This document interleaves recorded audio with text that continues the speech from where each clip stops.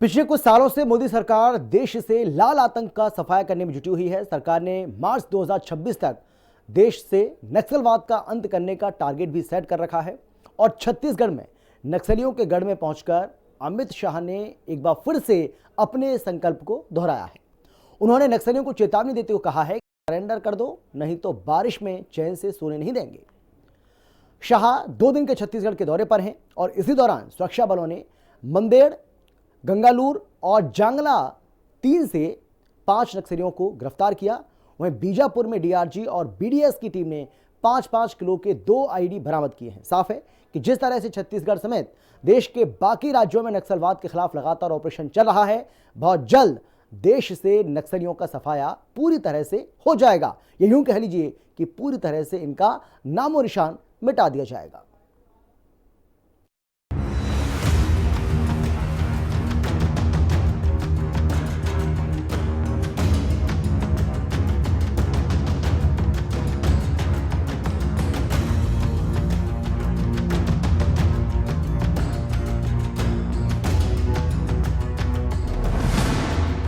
नक्सलियों के गढ़ से अमित शाह ने दी खुली चेतावनी, हथियार छोड़ दो, नहीं तो बारिश में भी सोने नहीं देंगे। लाल आतंक होगा खत्म, बनेगा एनएफएसयू कैंपस। मोदी सरकार एक तरफ पाकिस्तान प्रायोजित आतंकवाद को पूरी तरह से खत्म करने के मिशन पर जुटी हुई है, तो देश के अंदर से भी लाल आतंक यानी कि नक्सलवाद का सफाया किया जा रहा है। लाल आतंक के खिलाफ ऑपरेशन चलाकर लगातार नक्सलियों को जहन्नुम पहुंचाया जा रहा है या फिर सरेंडर के लिए मजबूर किया जा रहा है। गृह मंत्री अमित शाह ने नक्सलवाद को खत्म करने के लिए 31 मार्च 2026 की जो डेडलाइन सेट कर रखी है, उसी के मुताबिक देश के हर नक्सल प्रभावित राज्यों में सुरक्षा बलों का एक्शन जारी है। खासकर छत्तीसगढ़ की विष्णुदेव साय सरकार ने लाल आतंक के खिलाफ मिशन मोड में काम कर रही है और सुरक्षा बलों को इसमें लगातार कामयाबी भी मिल रही है। इसी बीच गृह मंत्री अमित शाह 2 दिन के छत्तीसगढ़ दौरे पर हैं और उन्होंने एक बार फिर से लाल आतंक पर करारा प्रहार करते हुए कहा है कि अगर नक्सलियों ने हथियार नहीं छोड़ा तो उसे सोने नहीं देंगे। अमित शाह ने नक्सलियों को चेतावनी देते हुए कहा है, मानसून में भी माओवादियों को चैन से सोने नहीं देंगे। बहुत अच्छी सरेंडर पॉलिसी छत्तीसगढ़ में बनी है। 31 मार्च 2026 तक देश नक्सलवाद से मुक्त हो जाएगा। मैंने छत्तीसगढ़ में ही कहा था, यही नवा रायपुर में कहा था, अटल नगर में कहा था कि 31/3/2026 ये देश नक्सलवाद से मुक्त हो जाएगा। और मित्रों, मैं फिर से बात विश्वास के साथ दोहराना चाहता हूं, जिस तरह से सुरक्षा बलों ने पराक्रम किया है, हमारी सूचना एजेंसियों ने सटीक रणनीति बनाई है, हमें लक्ष्य को सिद्ध कर रहेंगे। और आज मैं छत्तीसगढ़ वासियों को कहकर जाता हूं कि हर बार बारिश में नक्सली थोड़ा आराम कर लेते थे, इस बार बारिश में भी हम उनको सोने नहीं देंगे और 31 दिन के लक्ष्य को हम आगे बढ़ाएंगे। मैं फिर से जो नक्सलवाद के रास्ते पर भटक कर चले गए हैं, वो सभी युवाओं को अपील करना चाहता हूं कि बहुत लुभावनी सरेंडर पॉलिसी विष्णुदेव जी ने बनाई। आइए हथियार डाल दीजिए और नए छत्तीसगढ़ की विकास की यात्रा में जुड़ जाए। अपने संबोधन में अमित शाह ने नक्सल विरोधी अभियानों पर विशेष जोर दिया है। उन्होंने कहा कि ऑपरेशंस को लेकर अब किसी भी तरीके की चर्चा की जरूरत नहीं है और ऐसा ही चलता रहेगा। ये बयान ऐसे समय में आया है जब अक्सर मानसून के दौरान नक्सल प्रभावित क्षेत्रों में सुरक्षा बलों की गतिविधियां धीमी पड़ जाती हैं, जिसका फायदा उठाकर नक्सली अपनी गतिविधियों को अंजाम देने की कोशिश करते हैं। लेकिन शाह ने साफ कर दिया है कि इस बार बारिश में भी उन्हें सोने नहीं दिया जाएगा, क्योंकि सरकार नक्सल समस्या को जड़ से खत्म करने के लिए प्रतिबद्ध है और इसी कड़ी में लगातार बड़े और प्रभावी ऑपरेशन चलाए जा रहे हैं। शाह ने छत्तीसगढ़, झारखंड और महाराष्ट्र जैसे राज्यों में सुरक्षा बलों द्वारा हाल ही में हासिल की गई सफलताओं का उल्लेख करते हुए उनकी बहादुरी और समर्पण की सराहना की है।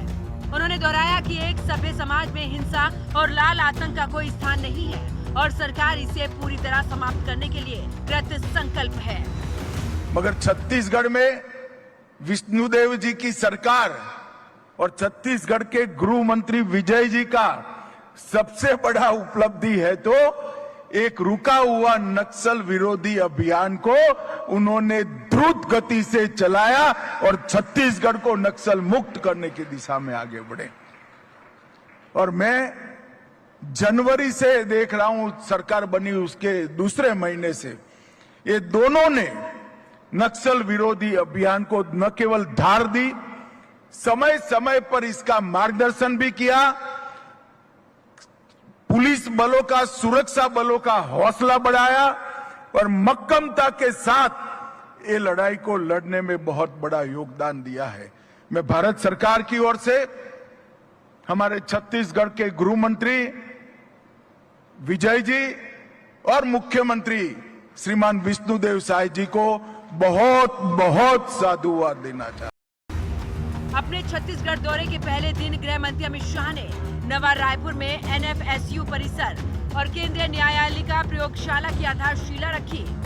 इस दौरान उन्होंने एक जन समारोह को संबोधित करते हुए नक्सलियों को खुले में चुनौती दी। साथ ही उन्होंने कहा कि केवल सैन्य ऑपरेशन ही नहीं बल्कि विकास कार्य और विश्वास बहाली के कार्यक्रम भी नक्सलवाद के खिलाफ लड़ाई का अहम हिस्सा है। उन्होंने कहा कि जिन क्षेत्रों में नक्सली अपनी जड़ें जमाए हुए हैं वहां तक विकास पहुंचाना सरकार की प्राथमिकता है। इसमें सड़क निर्माण, स्कूल, अस्पताल और बिजली जैसे मूलभूत सुविधाएं शामिल हैं ताकि स्थानीय लोगों का विश्वास जीता जा सके और वो मुख्य धारा में शामिल हो सके। छत्तीसगढ़ के युवाओं को बताने आया हूं, जब तक युवा स्वयं उद्योग साहसिक नहीं बनेंगे, छत्तीसगढ़ का इन्वेस्टमेंट, छत्तीसगढ़ की औद्योगिक क्रांति नहीं हो सकती। कोई बाहर से यहां कर इंडस्ट्री डालेगा, रोजगारी की भी बढ़ेगी, रेवेन्यू भी बढ़ेगी, संभावनाएं भी बढ़ेगी, मगर जिस दिन छत्तीसगढ़ का युवा खुद MSME उद्योगपति बनेगा, खुद अपना स्टार्टअप तैयार करेगा और इसके माध्यम से यहां पर उद्योग साहसिकता का एक संस्कृति खड़ी करेगा, तब तक छत्तीसगढ़ का विकास नहीं हो सकता।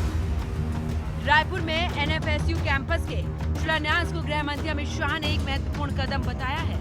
उन्होंने कहा कि कैंपस को छत्तीसगढ़ के साथ साथ पड़ोसी राज्यों में भी आपराधिक न्याय प्रणाली को मजबूत करने में सहायक होगा। NFSU अत्याधुनिक फोरेंसिक विज्ञान तकनीकों में विशेषज्ञों को प्रशिक्षित करेगा, जिससे कि अपराधों की जांच में वैज्ञानिक दृष्टिकोण बढ़ेगा और दोषियों को सजा दिलाने में मदद मिलेगी। और ये कदम देश की आंतरिक सुरक्षा को मजबूत करने की दिशा में एक और महत्वपूर्ण मील का पत्थर साबित होगा। शिलान्यास के बाद केंद्रीय गृह मंत्री अमित शाह ने छत्तीसगढ़, आंध्र प्रदेश, तेलंगाना, मध्य प्रदेश, महाराष्ट्र, झारखंड और ओडिशा के DGP, ADGP और वरिष्ठ अधिकारियों के साथ नक्सलवाद पर एक समीक्षा बैठक की।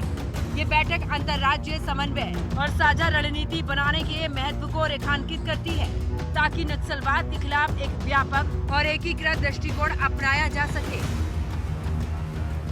छत्तीसगढ़ को बनाने का पूरा श्रेय हमारे नेता श्रद्धेय अटल जी को जाता है, जिन्होंने छत्तीसगढ़ को बनाया। और अटल जी ने छत्तीसगढ़ बनाने के बाद छत्तीसगढ़ को संवारने का पूरा श्रेय अभी के प्रधानमंत्री और देश के नेता श्री नरेंद्र मोदी जी के जा। और छत्तीसगढ़ सरकार अपना 25वां वर्ष भी मना रही है स्थापना का, और वो वर्ष को अटल निर्माण वर्ष के रूप में मनाने का निर्णय छत्तीसगढ़ सरकार ने किया है। ये चारों शुरुआत हो रही है, वो छत्तीसगढ़ के लिए शुभांकर साबित होगी, इसका मुझे पूरा विश्वास है। गृह मंत्री अमित शाह ने छत्तीसगढ़ की क्रिमिनल जस्टिस सिस्टम को आधुनिक बनाने के लिए 3 नई शुरुआत की है। फोरेंसिक साइंस विश्वविद्यालय और फोरेंसिक साइंस की नींव रख दी गई है और स्थायी परिसर की शुरुआत हुई है। ये व्यवस्था क्रिमिनल जस्टिस सिस्टम को आधार देंगे, जिस पर छत्तीसगढ़ के मुख्यमंत्री विष्णुदेव साय ने कहा कि प्रधानमंत्री नरेंद्र मोदी और गृह मंत्री अमित शाह के नेतृत्व में देश में जो 3 नए आपराधिक कानून लागू किए गए हैं, NFSU जैसे संस्थान इन कानूनों के प्रभावी क्रियान्वयन में महत्वपूर्ण भूमिका निभाएंगे और छत्तीसगढ़ सरकार इन कानूनों को प्रभावी ढंग से लागू करने के लिए पुलिस बल और जांच एजेंसियों को आवश्यक प्रशिक्षण और संसाधन उपलब्ध करा रही है, जिसकी की सतत निगरानी भी की जा रही है। माननीय प्रधानमंत्री जी और माननीय गृह मंत्री जी के नेतृत्व में जो 100 साल पुराने अपराध के कानून थे, उसमें बदलाव करके नए कानून लागू किए हैं और इस विश्वविद्यालय के बनने से जो नए कानून का उद्देश्य है कि लोगों को समय पर न्याय मिले, इसमें बहुत बड़ा सहयोग इस संस्थान से होने वाला है और इसके लिए हमारी सरकार ने 41 एकड़ जमीन भी उपलब्ध कराया है। आपको बता दें कि केंद्र की नरेंद्र मोदी सरकार ने लाल आतंक को जड़ से खत्म करने का मिशन शुरू किया है, जिसका असर ये हुआ है कि भारत नक्सलवाद की समस्या से तेजी से उबर रहा है। 2024 में नक्सल विरोधी अभियानों की बड़ी सफलता के बाद 2025 में भी सुरक्षा बलों ने नक्सलवाद के खिलाफ अपना अभियान तेजी से जारी रखा है। अकेले छत्तीसगढ़ में पिछले 4.5 महीनों में ही 200 से ज्यादा कट्टर नक्सलियों को ढेर किया गया है, जो इस संघर्ष की वीरता और प्रभावशीलता को दर्शाता है। नक्सल आंदोलन का केंद्र रहे रेड कॉरिडोर से ज्यादातर इलाके अब महुआवाद मुक्त हो चुके हैं। गृह मंत्री अमित शाह ने कुछ महीनों पहले बताया था कि साल 2004 से साल 2014 तक देश में नक्सलवाद से जुड़ी 16,463 हिंसक घटनाएं हुई थी, जिनमें पिछले 10 सालों में 53% तक कमी आई है। 2004 से 2014 तक अलग अलग नक्सली हमलों और नक्सल विरोधी अभियानों के दौरान 1,851 सुरक्षा कर्मियों की जान गई, जबकि पिछले 10 सालों में सुरक्षा बलों के हताहत होने की संख्या 509 रह गई है, जो 73% की कमी है। वही 2004 से 2014 के बीच नक्सली हमलों में 4,766 नागरिकों की मौत हुई थी, जबकि 2014 से 2024 के बीच ये आंकड़ा घटकर 1,495 रह गया है, जो 70% की कमी है। नक्सलवाद अब वैचारिक रूप से भी धराशायी हो चुका है और इसका बचा खुचा अस्तित्व केवल जंगलों में छिपे कुछ समूहों तक सीमित है। यदि लाल आतंक के खिलाफ ऑपरेशन इसी तरह से चलता रहा तो 2026 तक भारत को पूरी तरह नक्सल मुक्त घोषित किया जा सकता है। देश को उन खूनी विचारधाराओं से मुक्त करना ही सच्चे लोकतंत्र का उद्देश्य है, जो दशकों से विकास, शांति और संविधान के खिलाफ युद्ध छेड़े हुए थी। हिंदी खबर की स्पेशल रिपोर्ट।